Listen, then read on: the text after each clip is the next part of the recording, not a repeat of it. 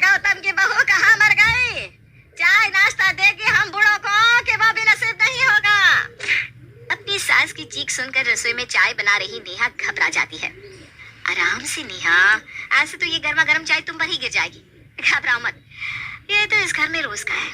नई बहू के सामने 4 दिन अच्छे से रहते हैं, फिर असली रंग दिखा देते हैं। तू जल्दी से चाय लेकर जा, वरना तेरी खैर नहीं।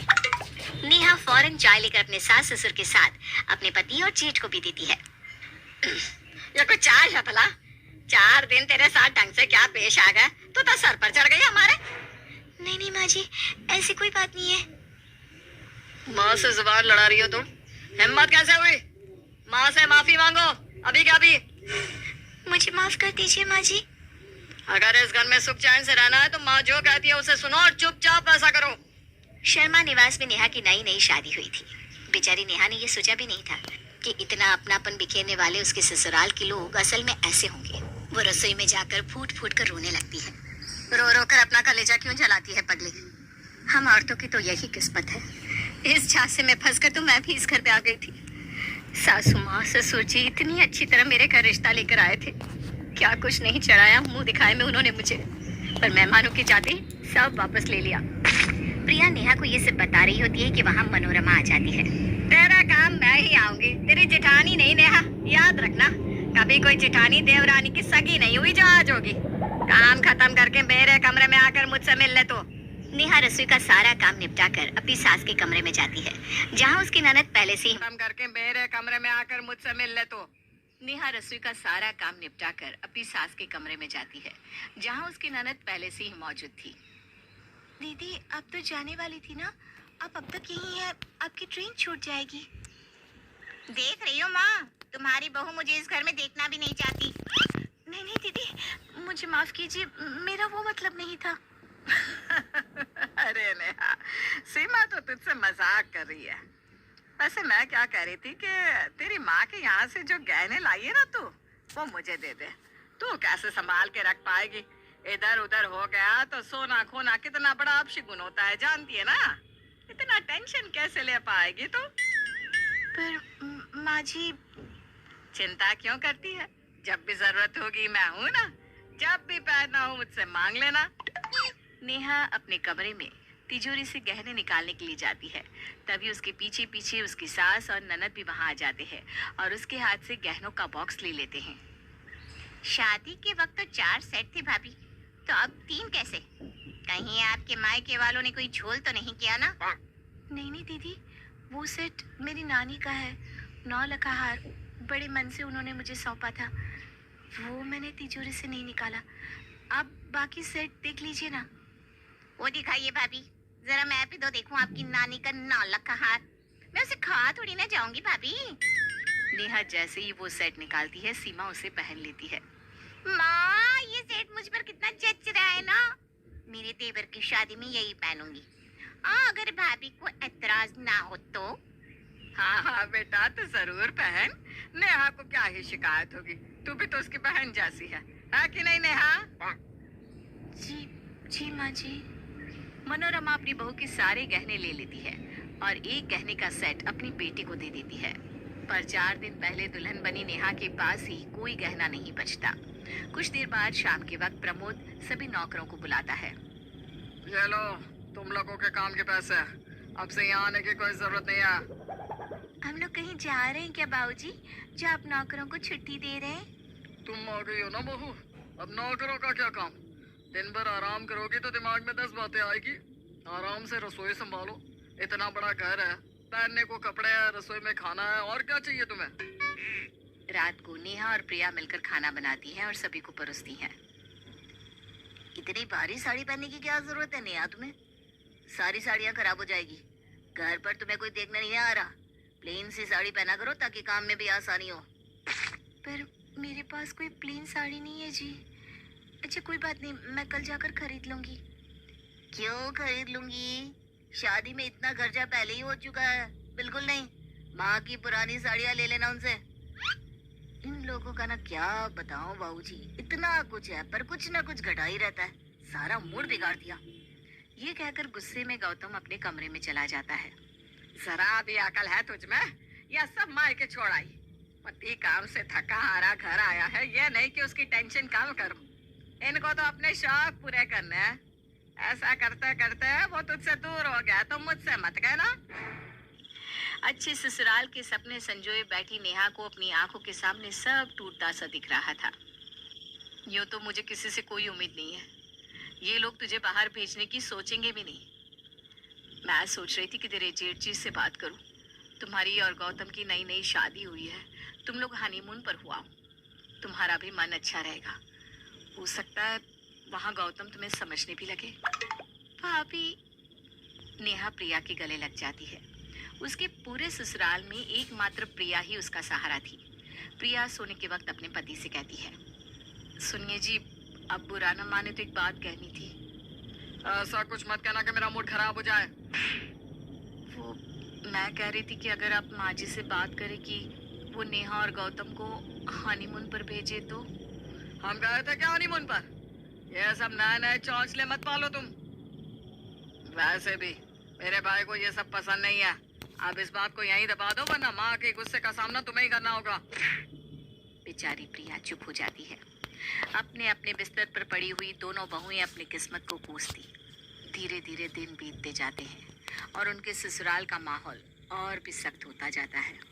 एक सुबह रोज की तरह प्रिया और नेहा रसोई में काम कर रहे थे। तभी उनका छोटा देवर राघव वहां आता है। देवर जी, आप यहाँ क्यों आए? माँ जी ने देख लिया तो हमारी खैर नहीं। मुझे आप दोनों से बात कहनी है भाभी। आप दोनों रसोई से बाहर आ ही कहाँ पाती है, इसलिए मैं ही अंदर आ गया। अब वो क्या है ना भाभी, मुझे एक लड़की पसंद है। तो भूल जा उस बेचारी को। देख रहा है ना हम दोनों की हालत। पहली बात तो माँ जी नहीं मानेगी, और पैसा देखकर ये लोग मान भी गए तो शादी के बाद उस बेचारी की किस्मत फूट जाएगी, और ये अब हम होने नहीं देंगे। उसे सब पता है भाभी, सब कुछ। फिर भी वो इस घर में आना चाहती है। मैं और नेहा तो मूर्ख बन गए, पर तेरी तो लव मैरिज है। उस बेचारी के साथ गलत नहीं होना चाहिए। उसे भूल जा और उसे भी समझा कि ये घर नहीं, नरक है, नरक। अपनी भाभीओं की बात सुनकर राघव मुंह लटकाए बाहर आ जाता है। उसे देखकर गौरव कहता है, काम धाम तो करता नहीं है, इसलिए अपने भाभीओं के लहंगे का जो बना घूमता है। कल से दुपट्टा ओढ़कर रसोई में ही बैठ जाना। न जाने कब मर्दानगी आएगी इसमें। मैं भाभीओं की मदद नहीं कर रहा था भैया, और कर भी दिया तो क्या, आपको भी करनी चाहिए। वो दोनों कोलू के बैल की तरह दिन भर काम करती है, और आप लोगों को फर्क ही नहीं पड़ता। ज्यादा भाभीओं का चमचा मत बन। उन दोनों को क्या सुख सुविधाएं नहीं मिलती, सब तो है। पेट में रोटी हो तो बोली निकालना आसान है। रोटी, कपड़ा और मकान अर्जित करके दिखा, तब कुछ कहना, समझा? न जाने अपनी लुगाई लाएगा तो क्या करेगा। ऐसे कैसे ले आएगा? इस घर में मेरी मर्जी के बिना कुछ नहीं होता। लड़की 25 लाख लाएगी तो आएगी, वरना रहे अपने मायके में। वैसे इस लड़के के पैरों में बेड़ी डालने का समय आ गया है। मैं आज ही कुछ घरों में बात चलाता हूँ, वरना इसके जो लक्षण है यह तो हमारे मुंह पर कालिक पुतवा देगा। अपने पिता की बात सुनकर बेचारा राघव निराश हो जाता है और सीधा अपनी गर्लफ्रेंड ऋषु के पास जाता है और उसे सब कुछ बताता है। तुम क्यों निराश होते हो राघव, मैं हूं ना। उन्होंने जाना नहीं है कि ऋषु है कौन। एक काम करते हैं, मेरी जॉब हो गई है, तुम भी लॉयर बन गई हो, चलो ना हम शादी कर लेते हैं, मैं घर से अलग हो जाऊंगा। और भाभीियों का क्या होगा? तुम्हारे घर वालों की सोच, उसे बदलना ही होगा राघव। अब तो मैं उसी घर में बहू बनकर आऊंगी राघव। राघव और ऋषु शादी कर लेते हैं और सीधा पहुंचते हैं शर्मा निवास। ऋषु अपने साथ 2 ट्रक भरकर सामान लाती है, जिसे देखकर मनोरमा का मुंह खुला का खुला रह जाता है। अरे बेटा, ऐसी बात थी तो हमें बताता, हम करवाते तेरी शादी। कितनी सुंदर बहू लाया है तुम मेरे लिए, साक्षात माँ लक्ष्मी का स्वरूप लग रही है। वो तो लगेगी ही ना माँ, गले में इतना सोना जो पहना है ऋषु ने। ऋषु, देख रही हो ना मनोरमा, कितना प्यारा नाम है बहू का। मैं तो जानता ही था कि राघव कुछ बड़ा जरूर करेगा। शादी करने से क्या बड़ा काम हो गया बाबूजी?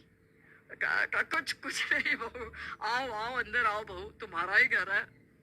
रीशु राघव के साथ कमरे में चली जाती है। उसके पीछे मनोरमा सभी से कहती है, तुम दोनों ये क्या शक्ल बना रखी है तुम दोनों ने। रीशु को किसी बात की भनक नहीं लगनी चाहिए। और ये नौकरानियों सी साड़ी बदल कर जाओ, नई भारी साड़ी पहन कर आओ, नई बहू को कुछ पता ना लगने पाए। और जी आप नौकरों को फोन करके बुला लीजिए। भाग कर आई है लड़की, उसके घर वाले भी पीछे पीछे आएंगे। लगना चाहिए ना कि अच्छा ससुराल है। कुछ ही घंटों में सभी मिलकर सारी तैयारी कर लेते हैं। पर रीशु वो तो सब कुछ पहले से ही जानती थी। वो कमरे से नाइट ड्रेस में हाथ में लैपटॉप लिए नीचे उतरती है और सोफे में बैठकर अपने लैपटॉप पर काम करते हुए राघव से कहती है, कॉफी लाना राघव। हाँ हाँ रीशु। ये देखकर फुसफुसाता हुआ प्रमोद मनोरमा से कहता है, ये क्या बुला लिया है राघव, ये तो हमारे सर पर चढ़कर रहेगी। अरे 4 दिन की बात है जी, फिर इस करोड़पति लड़की की सारी जायदाद अपने नाम करवा कर इसे लात मारकर फेंक देंगे और राघव की शादी आपकी पसंद की लड़की से करवा देंगे। हमें कोई अफसर नहीं, एक नौकरानी चाहिए बस। अरे बहू, अभी तो शादी हुई है तुम्हारी, अभी ही काम करने लगोगी क्या? हाँ मम्मी जी, अगर शादी के बाद तुरंत लड़के काम करना शुरू कर सकती हैं तो लड़कियां क्यों नहीं? वैसे तेरे माँ बाप तेरी खबर नहीं लेंगे क्या? वो लोग आ ही रहे हैं मम्मी जी, कुछ देर में पहुंचती होंगी। सीआईडी इंस्पेक्टर है, कभी देर से नहीं पहुंचती, ऑलवेज ऑन टाइम। ये बात सुनते ही मनोरमा डर से कांपने लगती है। आप क्यों कांपने लगी मम्मी जी? जैसे कोई चोरी की हो आपने। क्यों भाभी? वैसे आप दोनों यहाँ आइए ना, मेरे साथ बैठिए। मैं आपको ना ऑफिस वर्क सिखाती हूँ, कंप्यूटर कैसे चलाती हैं, उस पर काम कैसे करती हैं। ये सब देखकर मनोरमा भागकर अपने बेटों के पास जाती है। अरे कैसे भी करके इस बला से जान छुड़ानी होगी बेटा। तभी दरवाजे पर दस्तक होती है। रीशु के पापा वहां आकर अपनी बेटी को गले लगाते हैं। शर्मा निवास के सभी लोग उनकी बड़ी आवभगत करते हैं। रात के वक्त बहुत अच्छा लगा जी आपसे मिलकर। वैसे तो बेटी के घर का तो पानी भी नहीं पीना चाहिए, पर मजबूरी में आपको खाना भी खाना पड़ गया। पर मैं ना अब आपको और पाप नहीं लगने दूंगी। आपकी बेटी यहाँ खुश है, आप निश्चिंत रहिए। गौतम, इन्हें दरवाजे तक छोड़ाओ। नहीं नहीं समधन जी, मैं इन चीजों में बिल्कुल नहीं मानता। मैं तो कम से कम 1 महीना यहाँ रहूंगा। क्यों? मतलब 1 महीने और आपका काम? क्या 1 महीना भी एक बाप अपनी बेटी को नहीं दे सकता? अरे ये तो हम बुरा फंस गए। अगली सुबह अपनी बहुओं पर रोब दिखाने वाली मनोरमा खुद रसोई में नौकरों के साथ जाती है। माँ जी मैं कुछ कर दूं? अरे मरवाएगी क्या हमें? तू जा कमरे में सोती रह। प्रिया और नेहा को तो विश्वास ही नहीं हो रहा था कि नाटक नाटक में ही सही वो अपने ससुराल का ऐसा रूप देख रही थी जिनका उन्होंने सपना देखा था। खाना लग गया है, सब आ जाओ। मान गए समधन जी आपको। अब मुझे विश्वास हो गया है कि मेरी बेटी को बहुत अच्छा ससुराल मिला है। चलता हूँ मैं अब। जैसे ही प्रमिल अपना सामान लेकर बाहर निकलता है, मनोरमा ऋषु से कहती है, तू इस फोन का क्या करेगी? ला मुझे दे। अरे प्रिया, जा इस हीरोइन को साड़ी पहनाना सिखा दे। और तुम लोग भी कपड़े बदल लो, रसोई में काम भी तो करना है ना। मम्मी जी, ये आप क्या कह रही हैं? नौकरों को छुट्टी दे दीजिएगा जी, अब एक और नई नौकरानी आ गई है। तभी प्रमिल आ जाता है। ऐसा क्या? तो आपका नाटक सामने आ ही गया। अब पापा नहीं नहीं नहीं, वो तो बहुओं के साथ ऐसा व्यवहार मम्मी जी।